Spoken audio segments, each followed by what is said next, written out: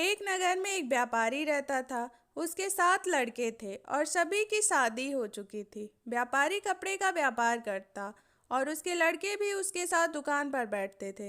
एक दिन रात में व्यापारी सो रहा था तो उसे सपना आया। सपने में उसे एक आदमी दिखा तो उसने कहने लगा कि तुम्हारे घर में बहुत सुख है, तुम्हारे पास पैसा भी बहुत है, पर अब मैं तुम्हारे घर आने वाला हूँ जिससे तुम्हारे घर में धीरे धीरे पैसा खत्म हो जाएगा और लड़ाई झगड़े शुरू हो जाएंगे। व्यापारी ने कहा, तुम कुछ भी कर लो, कभी मेरे घर में लड़ाई नहीं हो सकती। अगले दिन सुबह व्यापारी उठा और रोज की तरह नहा धोकर दुकान पर चला गया। उसके लड़के भी उसके साथ चले गए। उस दिन उसकी पत्नी और बेटों की पत्नियों ने खाना बनाया।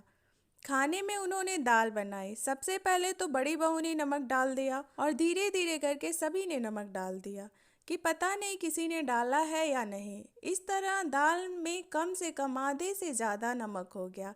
जब शाम को व्यापारी और उसके बेटे वापस आए और खाना खाने के लिए बैठे, दाल में आधे से ज़्यादा नमक था।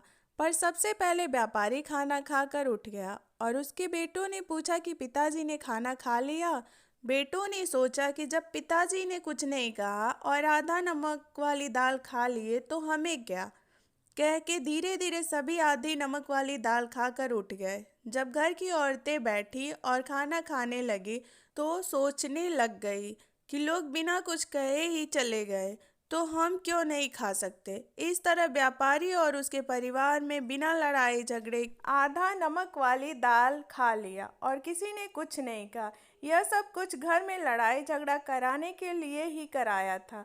अगर हम अपने गुस्से पर काबू रखें और लड़ाई ना करें तो हमें सबके घर में सुख कहीं नहीं जाएगा और दुख लड़ाई झगड़ा कभी नहीं आएगा।